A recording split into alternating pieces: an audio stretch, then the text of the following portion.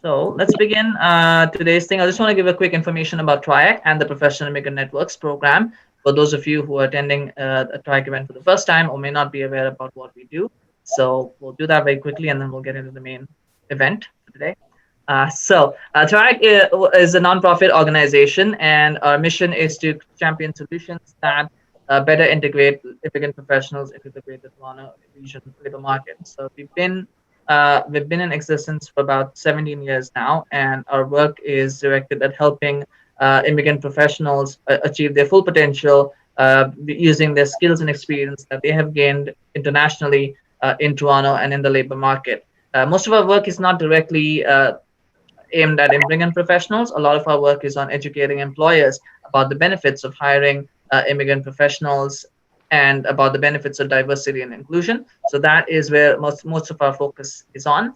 But we believe that through that, our indirect efforts help immigrant professionals eventually achieve their career goals.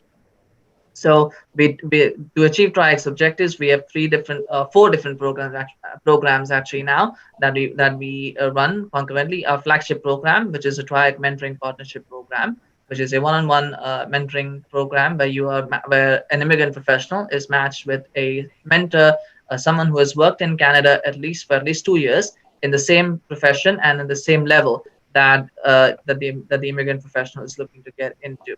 So it's a 3-month program where you kind of network and connect with someone who understands the Canadian market, workplace, understands what the sector is about, and then can provide that advice and information to you to help you in your jobs, in your employment search. The other program is the TRIAC Learning Program, which is aimed at providing learning solutions and diversity and inclusion best practices to employers and to senior leaders and middle managers as well. So we have a range of different programs from e-learning modules to in-person training workshops, all designed to help leaders be more inclusive, workplaces and teams to be more inclusive and diverse. And then our newest program is the Career Advancement for Immigrant Professionals program, which is just recently launched, and it's basically aimed at helping immigrant professionals after taking that first job to be able to advance in their careers. So it's still it's a fairly new program, and the mission of this program is to help immigrants move up in their careers beyond just that first job. And finally, the program that we're going to talk about is the Professional Immigrant Networks program. And it is so what is PINS? It's a program that basically brings together professional associations and partner organizations to support the development of immigrant professionals in Canada.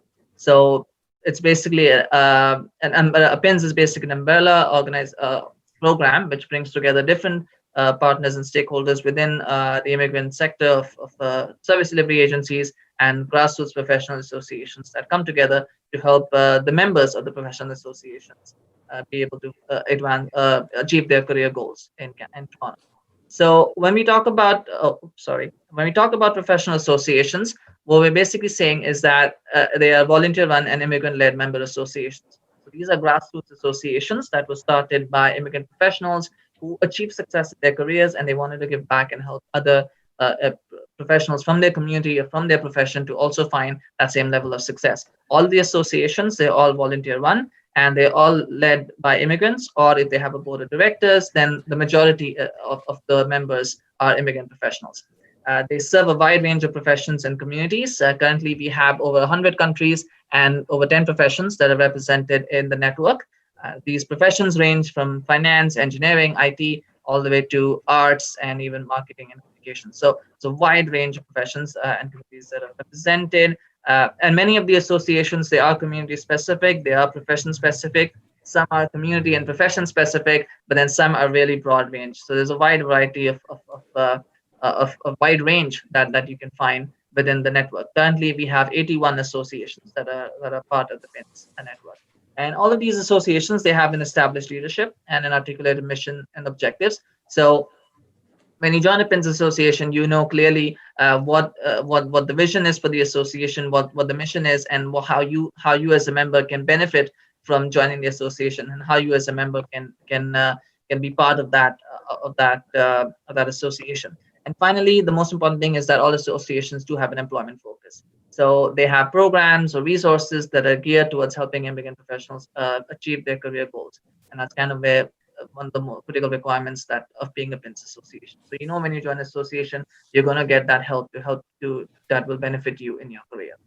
So, oops, sorry about that. I clicked the wrong button by mistake. Ah, sorry.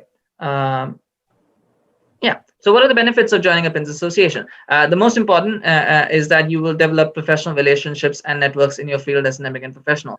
One of the things that we hear constantly from immigrant professionals, and myself as an immigrant, when we leave our home countries and we come to Canada, we do leave behind a lot of the relationships and the professional networks that we built in our home countries. And sometimes starting from scratch can be difficult. So, when you join an PINS association, you would connect with people in your own profession or in your own community who have either gone through that stage that you're going through and have found that success, so they can guide you on that path, or they're in the same journey as you, or as newcomers, as job seekers, and they can again help you through that. So it's a great way to just connect with people and meet people. We would say it would be in person, but nowadays it's more online and virtual. So there's a lot of virtual networking still happening. So there's still a lot of benefit to join, to be part, to build relationships that way. You do get information on job opportunities, licensing processes if you're in a regulated profession, any upcoming events like this one, and any programs and resources that are happening within the association or within any organization that is connected to PINS. You get information on all of that through TRIAC. We do share weekly or bi-weekly job postings, and those you do get as a PINS member. You will get access to that through your association. You get to participate in events like this one, and also programs and activities that will help you achieve your career goals. A lot of PINS associations have their own mentoring programs. For certain regulated professions, they do have study groups as well to help you prepare for licensing exams or like certification courses. So they have all of those that ultimately benefit you in your career. So you'll be able to participate in those. Many of them are free to attend as well. Also recently there is an association that has launched a Toastmasters club. So again, something to help you build on your speaking, to work in your speaking. So again, something that you can be part of. And again, very important is that you would again experience and develop your leadership skills through volunteering, because as I mentioned, all of these associations are volunteer run. Many of them don't have big budgets, and so they rely a lot on volunteers to help them run the programs and activities. And so it's a great way to gain experience, as we call Canadian experience. We don't like to use that term, but there is a way to at least understand how certain aspects work in the Canadian workplace. So you get that experience, and you also can build your leadership skills, because many of them have positions to be on the board of directors or to be running certain projects or activities. You would be part of that, and so you would build those skills by volunteering. So it's a great way to give back, but also to gain something in return. So it's a great way to be connected with that. And then finally, you get to make a difference within your community or your profession, because you're actually helping people within those groups to be able to benefit as well. So there's definitely a lot of benefits to joining this association. And I'm sure there are many others, but I can't list them. But there's definitely a lot more benefits than just that to connect with the associations. Uh, To know more about TRIAC and about what we're doing, you can also sign up to our Business of Inclusion e-newsletter. This is a quarterly e-newsletter that comes out, and it provides information about the immigrant employment sector. So you can stay updated on the latest trends, the latest news that are related to the sector, and stay abreast of that. So that's the link that you can use to sign up. You can feel free to unsubscribe anytime. I promise you won't spam you, but it's definitely is something that I would say is quite useful to sign up for. And finally, you can also sign up to our, we do have a events calendar, triac.ca/events. This is where we post any public events that are beneficial to you. So you can log on, you can go to that site, and we keep posting events like this one. There's a few more that are coming up as well this month. So you can check that out, and you can sign up to them if you feel that they're relevant to you. We've also created a new networking events mailing list. So if you want to get information about events like this one that we're hosting, you can sign up for that mailing list, and we'll share the invite to those events with you. Again, you'll only be receiving the invites to those events. We won't share it. We won't inform you about anything else, or mail you about anything else. You'll only get the information about the events that are relevant to you. And you can also follow us on Twitter. At TRIAC is our handle, or hashtag TRIACPins. You can talk about this event, or you can also get the latest news on Triac. That's the links to follow. And I think that is it. Yes. And if you have any further information or questions, feel free to email me at triac.ca/pins. That's our website, and that's where you can find the directory of all the associations that are currently partnered with us. You visit that link, that will give you that information. You can also contact me at pins@triac.ca in case you want any more information about the program. And I think that is it for us. Yes, so let's move on to the good stuff now. After all of that, we're gonna talk about the panel discussion today, the importance of small talk. Before we get into panel discussion, I want to welcome our host for today and our moderator for the panel. It's Raj Tam. And Raj is part of the employee relations team at Triac, where he supports the diversity and inclusion learning initiatives. Raj moved to Canada from India in 2018. He has 15 plus years of experience in sales and marketing, offering products and services to large enterprises in India, in the Middle East, and North America as well.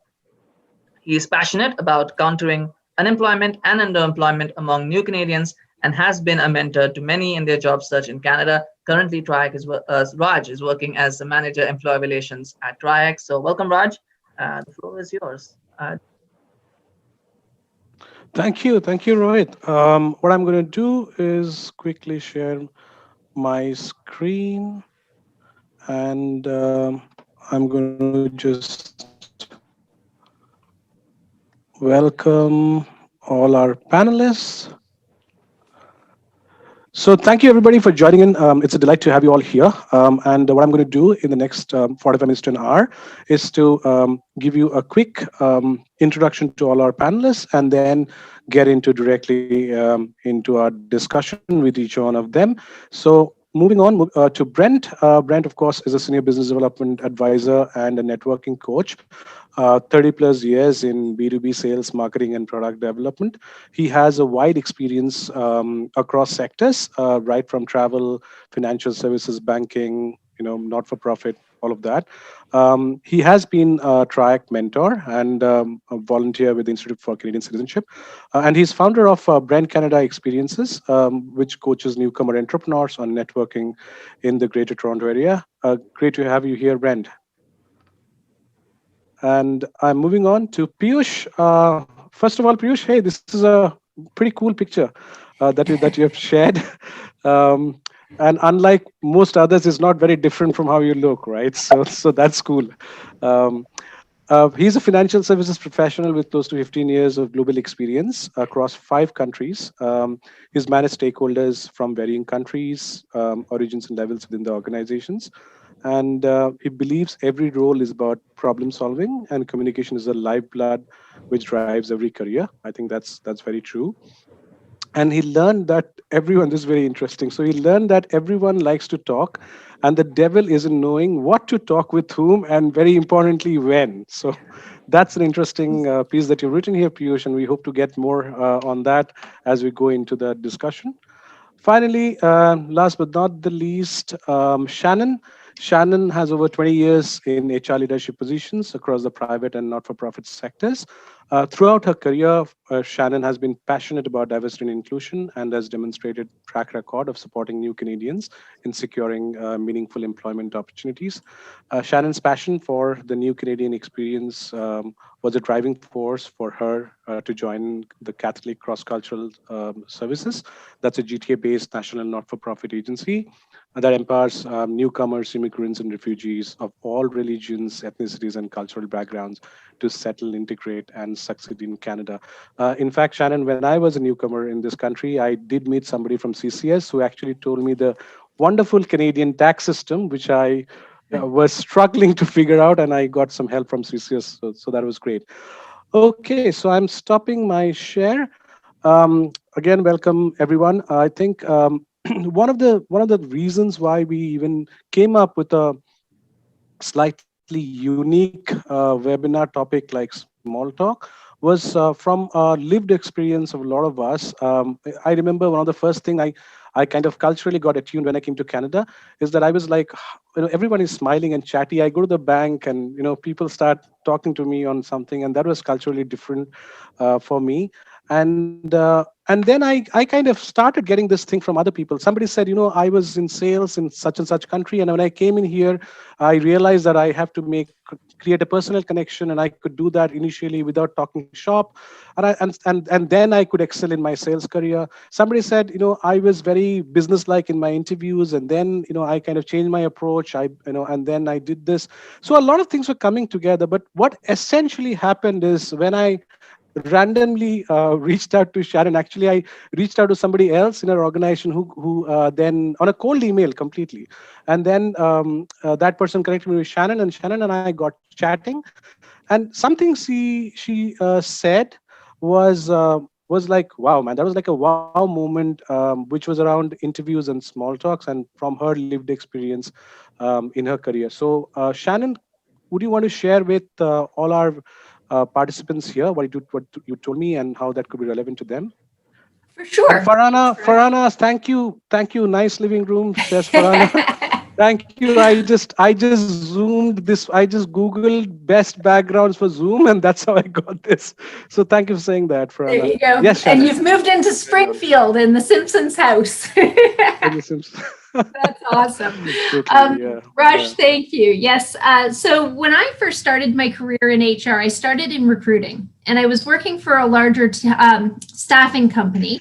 And I started on the temporary side of the business, where I was hiring for temporary positions, and I had a great deal of success hiring new Canadians, and I loved it.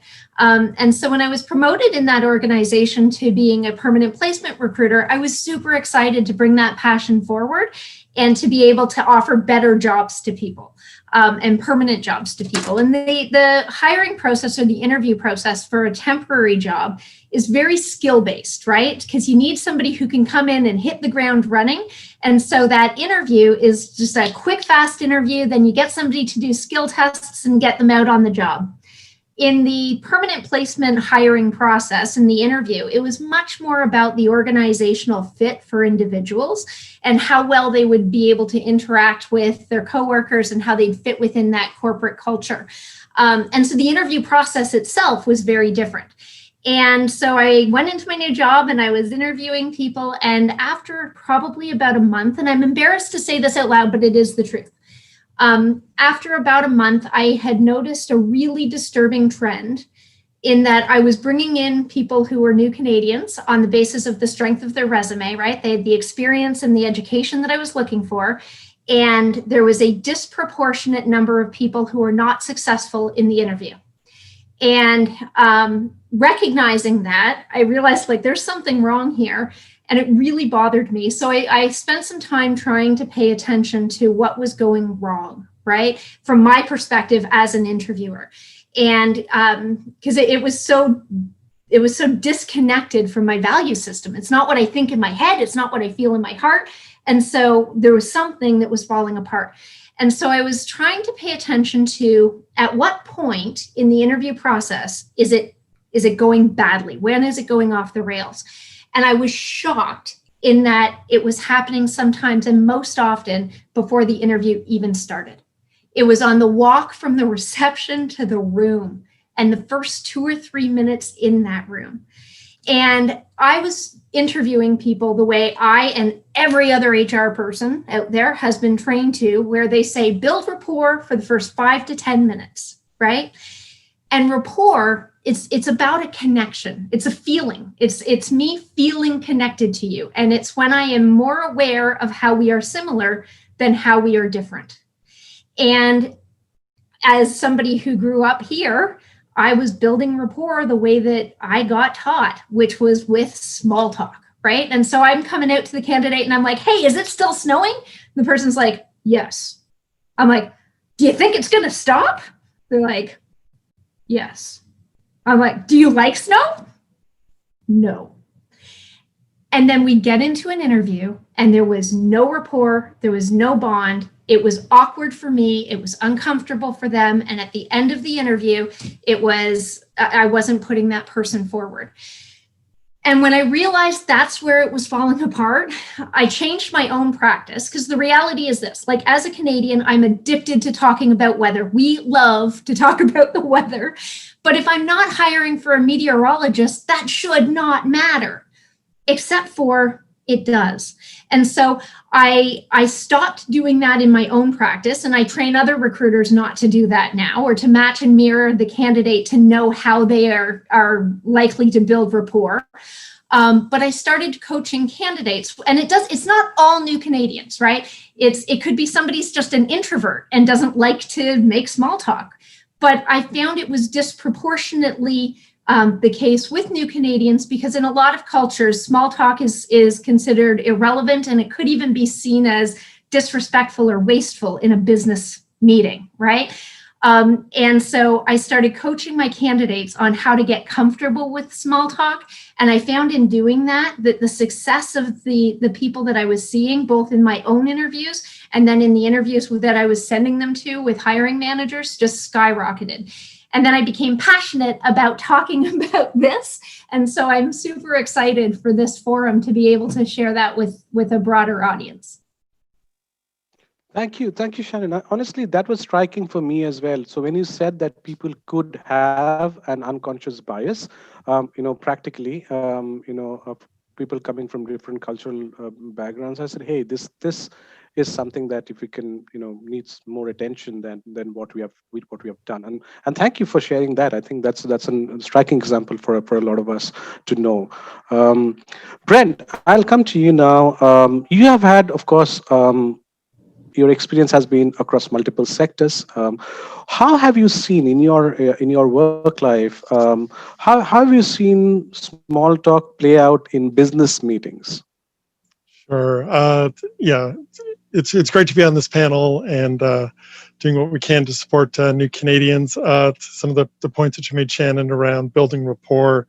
Yeah, absolutely. In a business setting, it's all about, there's only two things that you want to build in a business setting, whether it's with existing colleagues, a new customer, your boss, people on a project team. I mean, you're trying to build trust and you're trying to build credibility.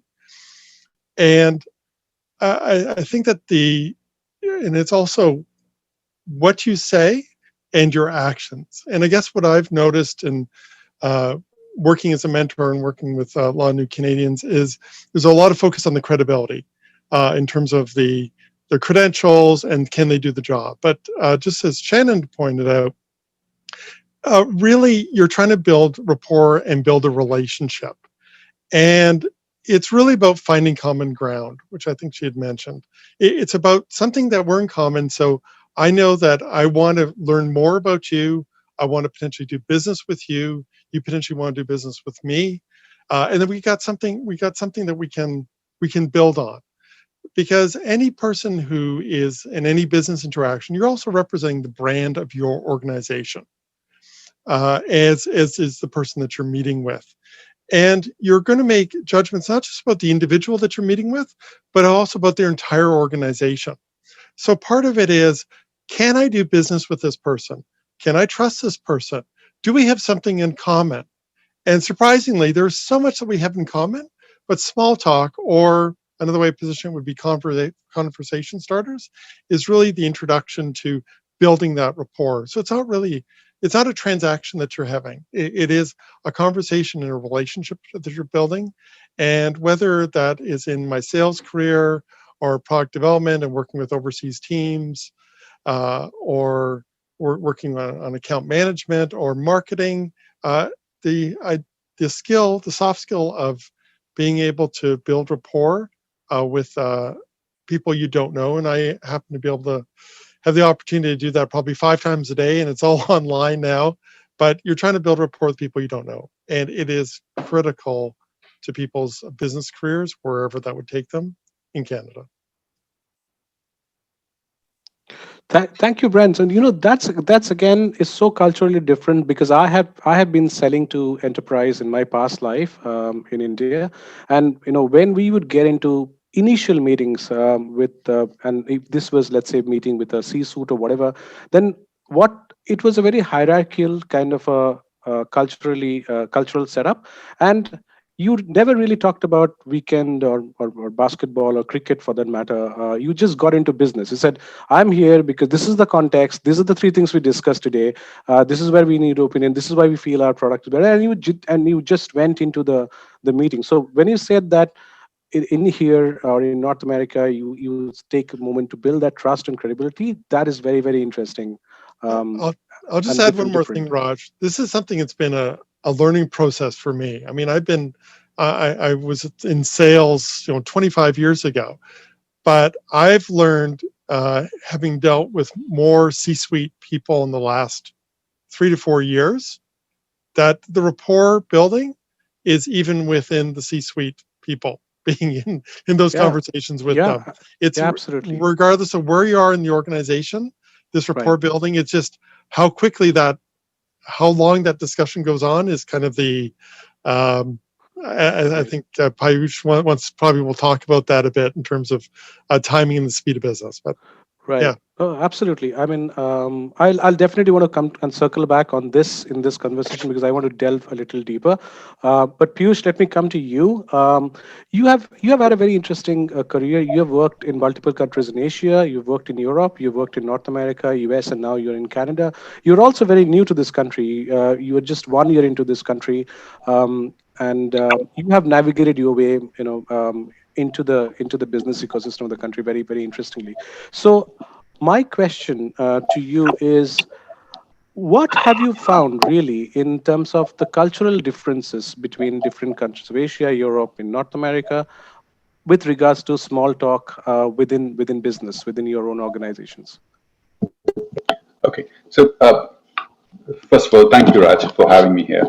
Now, what I would say in place of, I would like to just give an example. So, for example, for India, I was talking to a friend here in Canada. He used to be a business owner in India and here as well. So he moved out. It was his family business that he did in India. He moved out. He's a business owner in Canada now. Fortunately, doing good even now. He mentioned that in India, his business was very fast moving, and he was the end retailer of selling a product.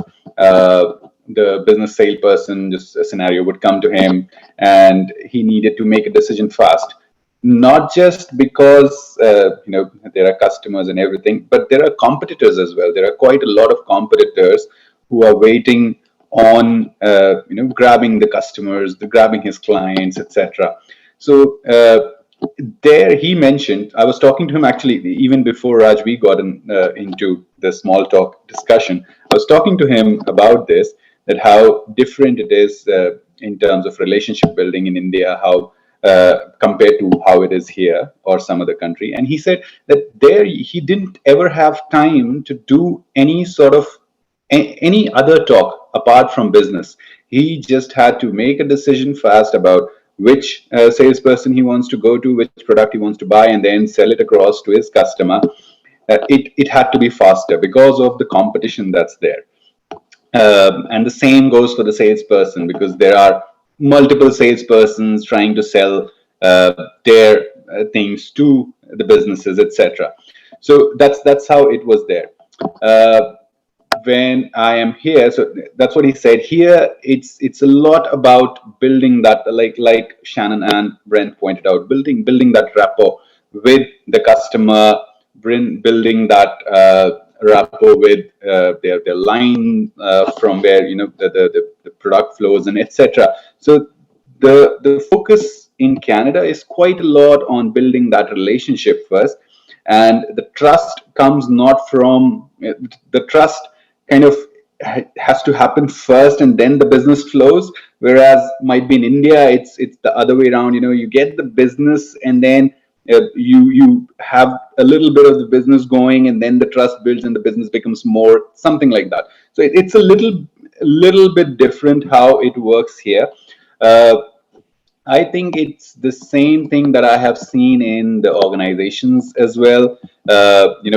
Wherever in place of any particular country. So I worked in organizations which were local to that country, and then in the same country, I would have worked at an organization which is a multinational, for example. So what I saw or what I have experienced is that the more fun loving and how to say the more fun loving I would say an organization is, the more time you have for small talk there. uh, and the more an organization is into just keep doing the work, the lesser time you have for small talk. But small talk is important everywhere, because building a relationship, you need to be aware how to build that relationship with people. And then you have to be aware of what needs to be done, what the person in front of you is comfortable about. We will talk about later on. I think we'll get into the details of that little framework sort of thing. But yeah, I think small talk can differ country to country, and even within the country, organization to organization. You need to be aware of it, of the existence of it, and then also kind of try to ensure that you utilize it to the best of your and the party in front's interest. Absolutely. So very well said, Piyush. I agree with it because I know from a cultural context what really happens in a sales. Exactly what you said. I mean, the small talk actually honestly happens later, follows. The price and the product is what's important. Anyway, so so Shannon, I'll just come back to you. I just want to touch upon one thing that you mentioned when we were speaking earlier, which is about the first 5 minutes into the conversation, right? And how do you create rapport? And now that we are in COVID times, we are not meeting face to face, or we are not meeting people in a panel and all of that.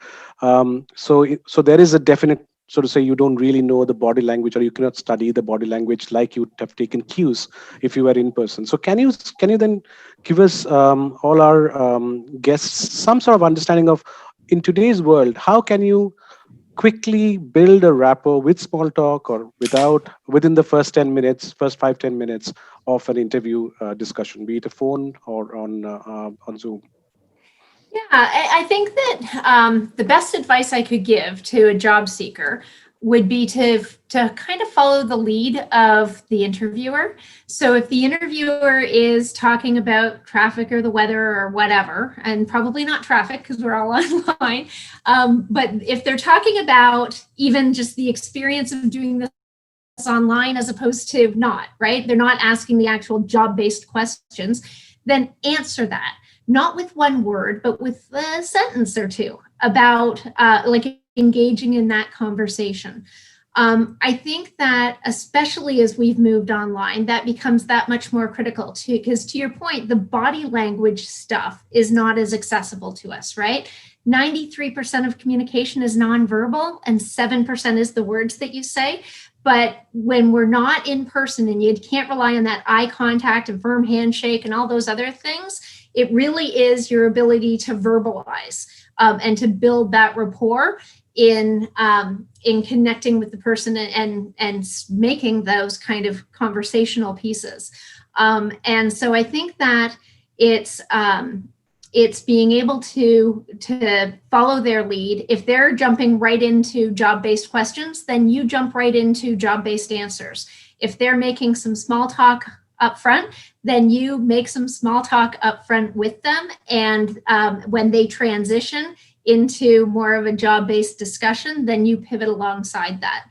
I think that that's the interviewer's job more than it is the candidate's job to figure out. It's just for the candidate to be able to engage in it effectively. Does that answer your question? Oh yeah, it so does, and I'm so glad that you said that, because I'm also learning, or rather adapting culturally here. So in fact, this is what I do. There are times that I've just tried to be like make small talk, and then I crashed and burned, and then I realized, okay, why am I doing this? The other person in me just want to get to business. So now I follow exactly what you just said. So it's nice to hear it from you, that this is a good methodology to kind of go with, and probably that helps in kind of having a good conversation. Um, Brent, coming to you again, what what makes small talk successful in the in business meetings. And this time, let's specifically talk about sales, because I'm only getting there because sales and marketing is one of the highest amount of people that, in terms of the NOCs, or from a new immigrant standpoint, that category has a lot of newcomers in the country. So, and it's a very art and science. Um, there is in and lot of sales folks that are newcomers essentially get into inside sales in this country, right? So where you are in with a laptop and a phone, and you're making those conversations. So how do you what did you talk about, from a sales or a customer service perspective? I mean, I'm Sure. talking about a customer facing role either way, Yes. and the importance of small talk there. Yeah, exactly. I mean, I think, as I mentioned a bit earlier, that's part of my day-to-day job is building rapport with people who I don't know. Um, I've had sales jobs where they were much more technical. Um, I think a lot of it, in terms of what guides, in terms of the speed that Payush was talking about, and some of the rapport that Shannon was, is whether there's an agenda in place. So if there's an agenda for the meeting, and a formal agenda, and there's a chairperson, and there's times allocated, which you'll see within like project team meetings, or maybe a customer service team or account management team meeting with a customer. It's basically a degree of formality. That there's expectations in terms of who's going to speak when, but even then, you're going to have some time for rapport building and just knowing and understanding people a bit more. Here's a I guess a tip in terms of what I've used. Everyone's on LinkedIn. If you're not, you need to be. There's so much publicly available information available about all of us online. The expectations for customers about what you would, in a business development role, what you would know about their business has gone up dramatically in the last 10, 15 years. There's so much you can know about a company before you go in.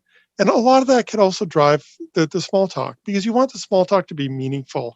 And there was examples that Shannon gave in terms of the weather. And yes, Canadians, we all love to talk about the weather because it's so variable. But if you can talk about something related to business, related to current events that's not too political, it's almost asking questions that you already know the answer to.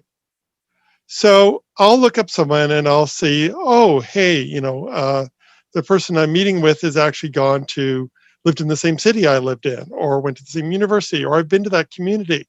And you can ask them something about, where they went on vacation, or where their family is.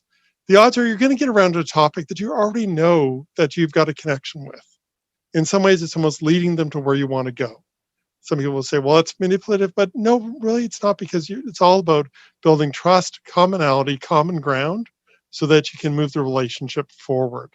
And I found that whether you're making a discovery call, whether you're meeting with an existing client, what I would say on initial sales calls, especially if you're on the phone, don't start off by asking people how they are, because in most cases, if you don't have a relationship, they will know that it's an artificial question. You want to ask something that's genuine, that shows that you care about the person, and not just that's a throwaway line or a process to get down to business. So there's got to be a genuine caring and interest and interest and curiosity about others, which guides this whole discussion. I'll provide some more tips as we go on. No, that's very interesting. I think some of the things that you said is absolutely valid. Looking at the LinkedIn, figuring out certain commonalities that you can use. I just also want to point out something for all our guests today on this webinar. And again, a lot of us come from a completely different culture, and Southeast Asia, Middle East, parts of Latin America, even Far East Asia. What happens there is that, I again go back to this hierarchy point of view, because what happens is, if you are a vice president and I'm a manager, then it is considered that you are senior to me. at some level. And if I were a salesperson or whoever, I would hesitate to ask you, how was your weekend, or what did you see this movie, or are you planning to watch Tenet, or whatever it is, right? Because hierarchically, that is not supposed to be done. And a lot of us probably, but in Canada, you don't need to do that. Your designation is different from your person. You can actually have that conversation, and be equal to that person. You just add in, you can. There's still the hierarchy there. There's still different levels and roles and responsibilities and what you can initiate and talk to. Mhm. A lot of cases, I think what will happen is the more senior person will end up driving the conversation and the speed of the conversation, going back to what my fellow panelists had said. So you really need to take the cue from them if they're not a peer in terms of how quickly you get down to business. Got it. Just an example, I was on a call the other day with two vice presidents and a CEO, and they were referencing something in the background of the person they were talking to. And it was interesting comment. It broke the ice. That's another term you'll hear. But very quickly, we got down to business because we had a limited amount of time. They had other people on the call. But the customer, their cues, their body language, even though you're on Zoom, you've got to pick up on that to know when to speed things up and to get down to business. And it is tricky if you haven't done it before, but it's a matter of practice, as I've learned doing this for 30 years. And I'm better at doing this than I was 10 years ago or 20 years ago. Right.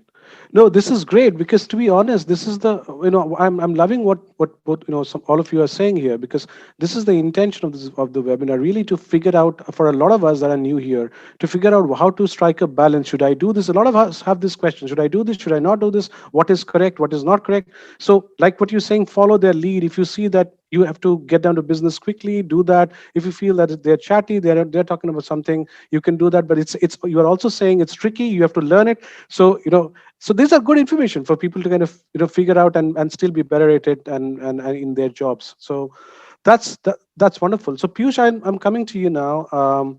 So how did you navigate being able to make small talk in Canada? Did this as a newcomer? Did this come naturally to you, or did you have to do something to be adapted it? Well, I believe my experience around different countries, especially the one in US, North America, so it helped quite a bit. I believe I've been fortunate that way. And Canadians have been really friendly. I've been blessed to meet really amazing people. So again, I think I've been blessed. But what I try to do as kind of some pointers for people is that whenever I'm meeting anyone, I try to find out what would that person be interested in. So if I'm meeting someone for an interview, where I am being interviewed, then yes, I'll be again. I try to put myself in their shoes, try to have that perspective. What I try to think, what info if I provide would be useful to the person and might be to myself. I try to have some lighthearted talk about the current, and if possible, something about what the person who's interviewing me would be interested in. For example, I went for an interview just before, like Brent said, it's always good to do research. So I tried to find out who would be interviewing me. I went into their LinkedIn profile. LinkedIn is a superb resource. I found out that they have published a recent article about Agile.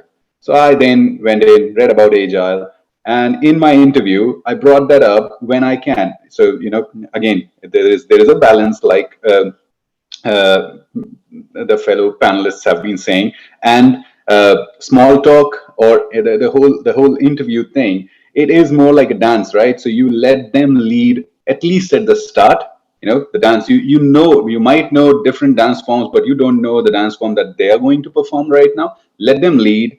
Take their lead, follow them along, and might be towards the end you can turn them around and start leading a little bit.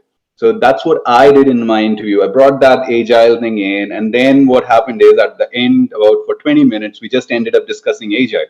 So the interview was done, but towards the end of it, I knew that I have kind of become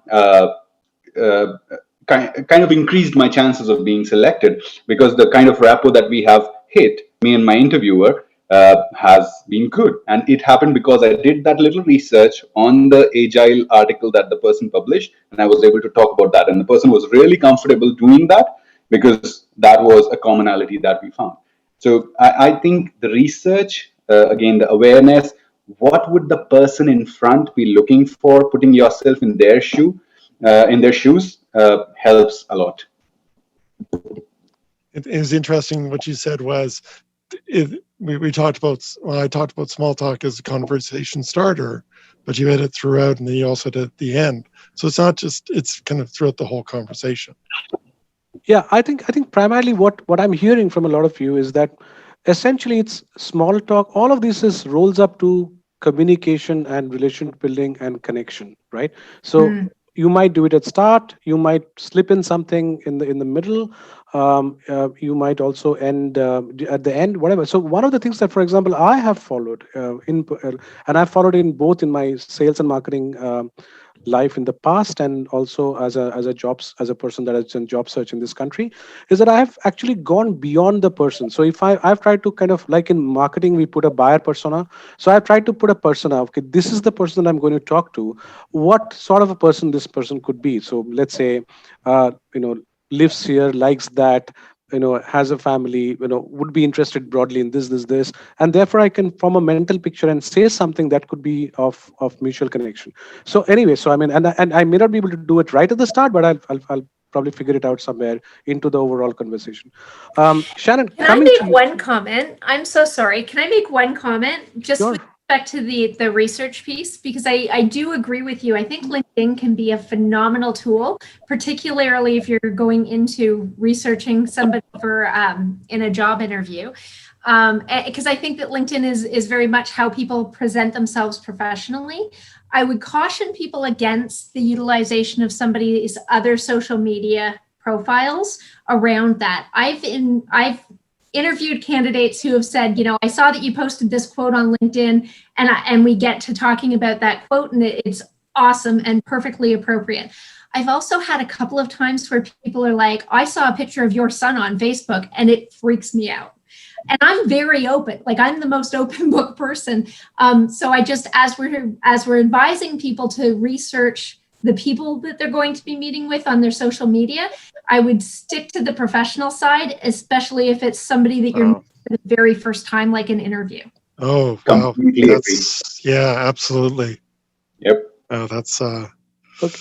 I'll have a quick comment for all our viewers here today on this webinar. If you have any questions for the panelists, please type them down, not on the chat box, but on the Q&A box, and we'll have it answers. We are midway into our conversation. I know I put it on Eventbrite, and some of you have come from there. I had set 1 hour. Looks like we might need to extend it for 10-15 minutes. I have 2 more questions. Blame it on the panelists. They're taking the time. I'm just asking questions. too much small talk. Too much small talk, yeah. So we are halfway done. We've got 2 more questions for the panelists, and then for each of them, and then we'll get to answering any questions of yours. So feel free to write a question on the Q&A box.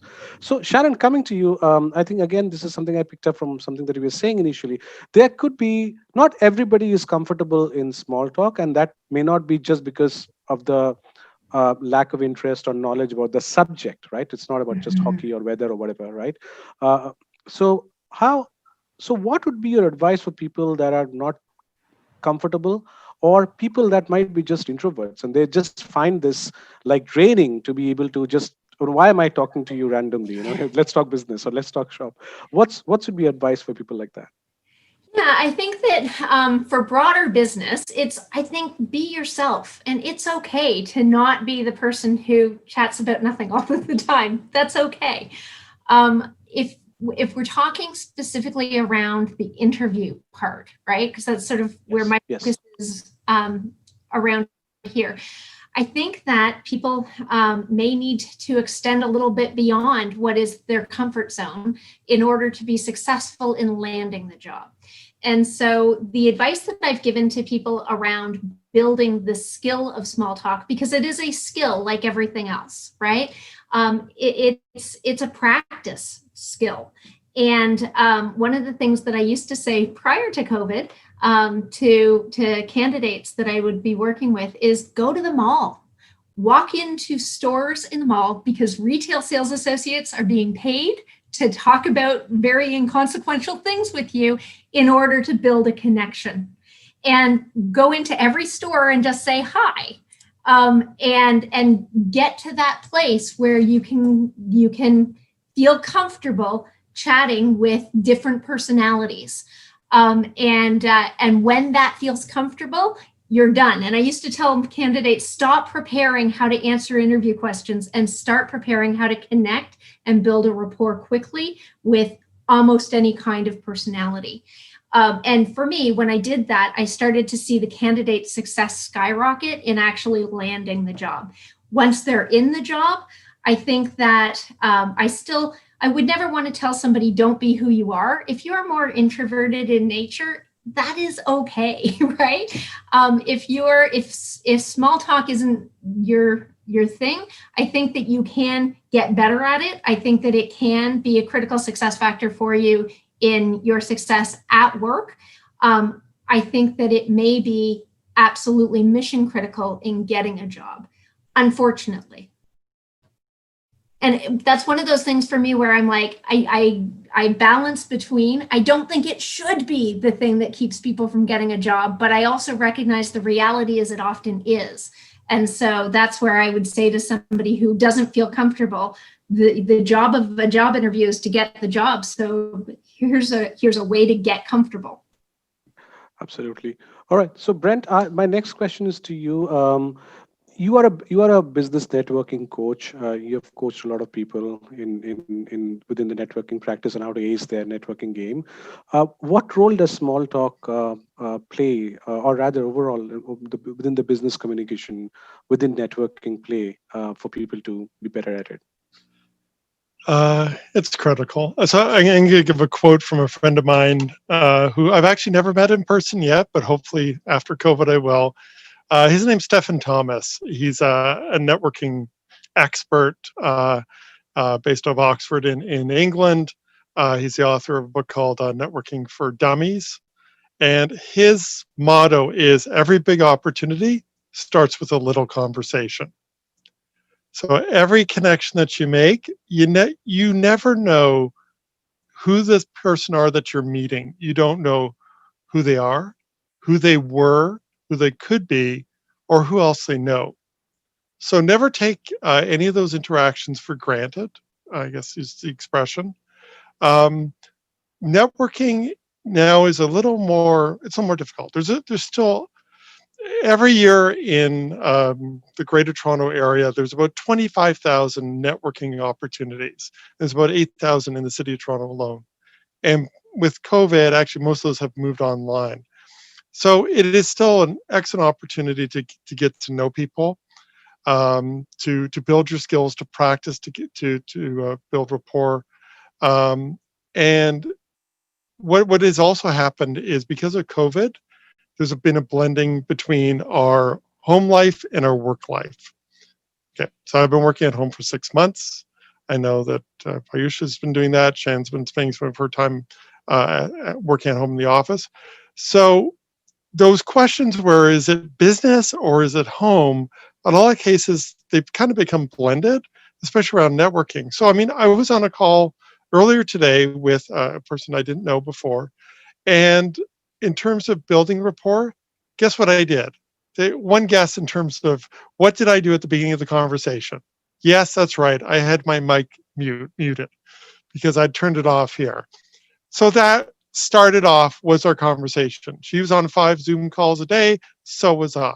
And it just broke the ice. Again, we had something in common. We'd never met before. She knew a bit about my organization. I knew a bit about hers. But as the expression is, we're off to the races. We had rapport because it was something where, yeah, I was poking a bit fun of myself, but every single one of us have gone through this. So it's finding that connection is what you want. And the weather, I mean, I haven't been out most of this week, and probably with COVID, I'm probably not going to get out till the weekend. So I'd also say, read up on current events, read up on the news, be well read. and be curious about others, asking questions, because it's the small talk part isn't, it's not about getting you to talk, it's getting the other people to open up to you. So it's really asking questions that are open ended and that don't offend people or don't exclude them. Those are kind of the two rules. That's what you want to do, and that applies to networking as well.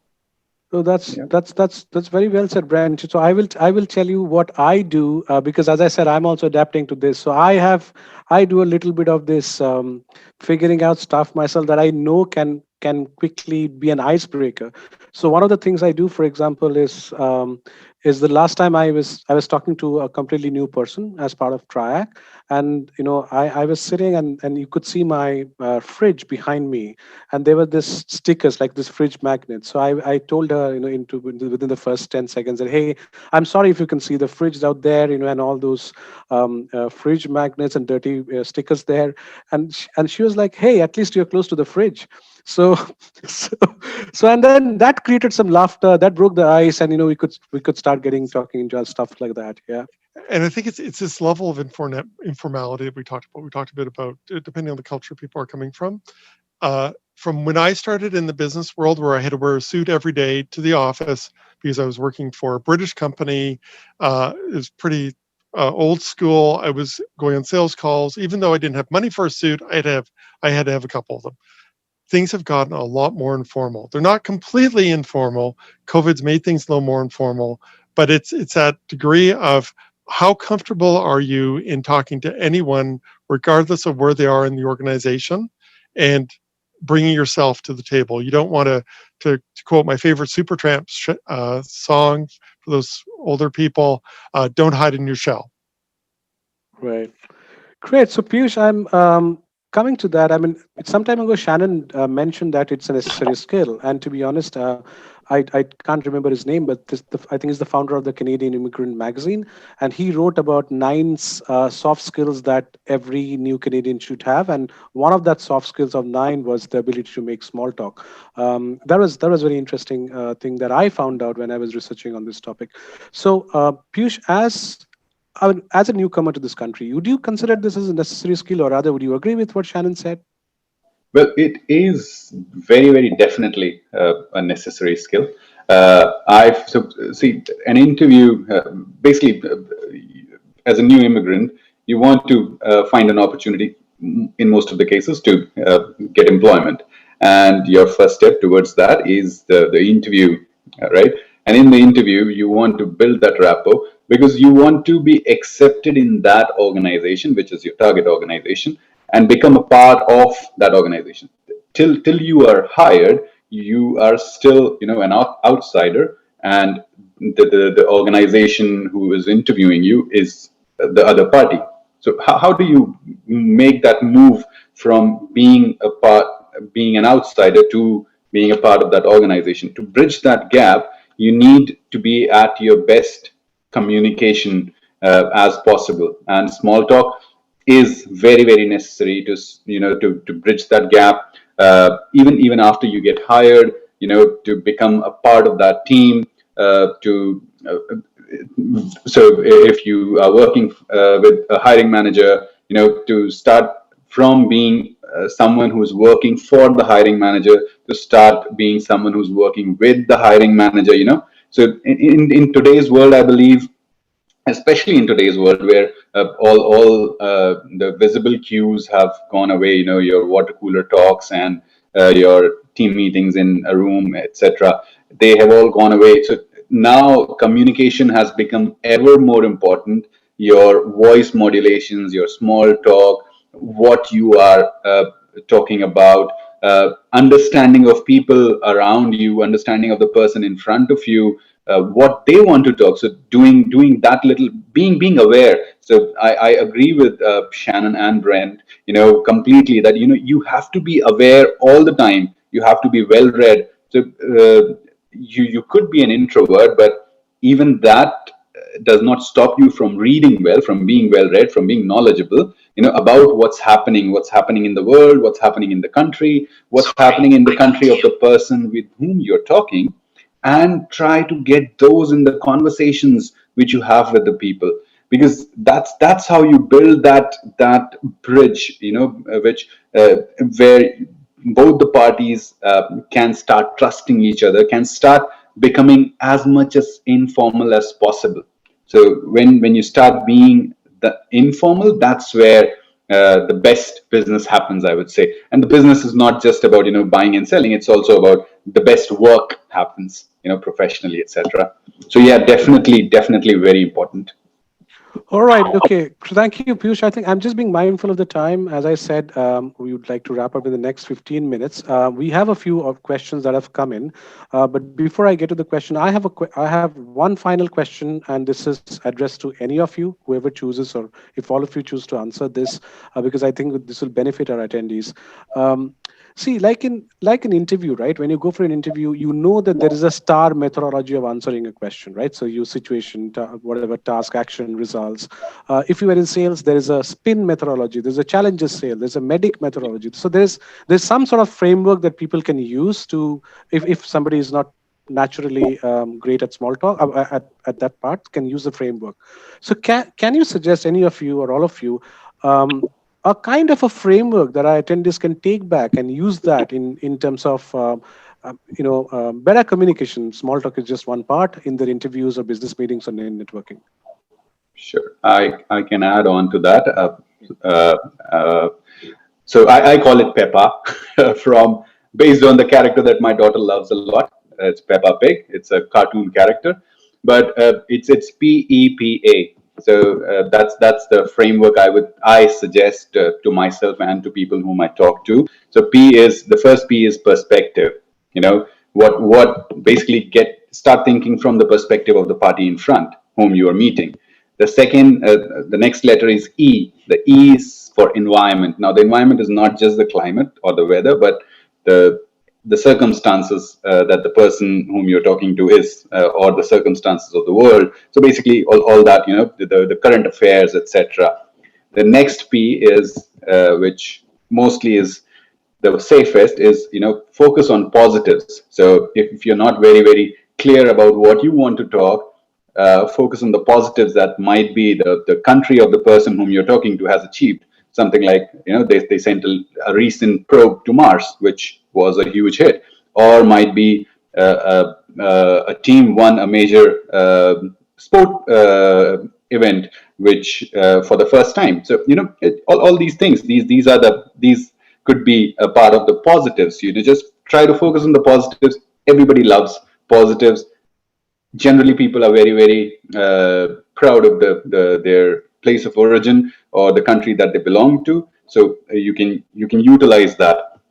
And the last is the A, so PEPA. That's what the framework that I have. The A is for awareness. So the awareness comes from being well read, being aware about whom you're talking to, and it is not just about researching the person ahead of time, but also being aware of what's happening in the conversation. So your mind should always be working about what's going on, how is the conversation going on, basically how the dance is happening, how the person is leading you and whether you are being led properly. And then can you turn that dance around a little bit and might be lead a little bit yourself.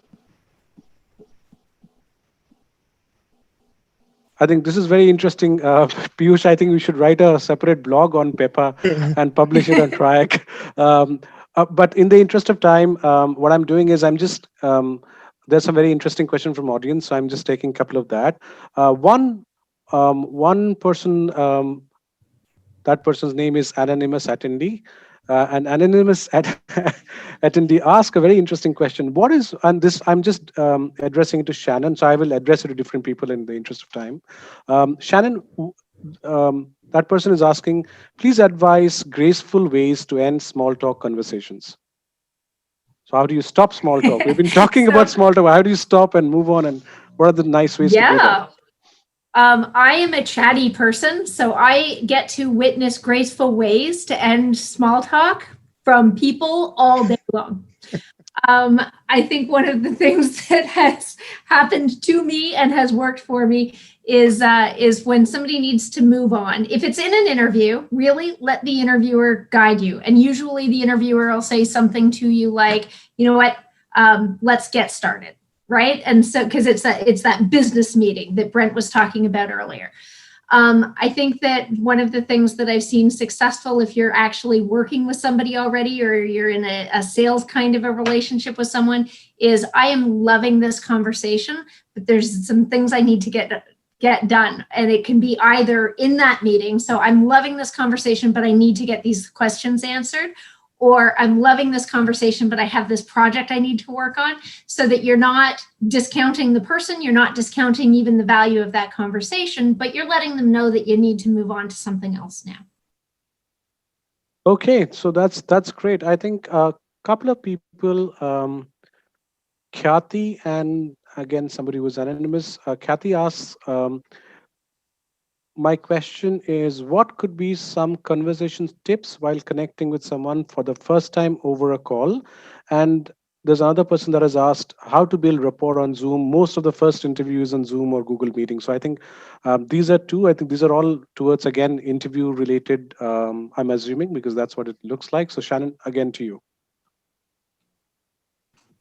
So with respect to how to build rapport on Zoom, I think it is the same sort of thing that we've been talking about, right? It's the small talk, but now Zoom is kind of the connection. And you've heard examples from Brent, from Piyush, and from Raj around how they've been able to talk about even the experience of being on Zoom as being a commonality. I think that a couple of other things is to be aware of where your camera is on your Zoom call, right? So eye contact is something that you just know how to do when you're in person, but oftentimes when people are on Zoom, they're looking at the picture of the person.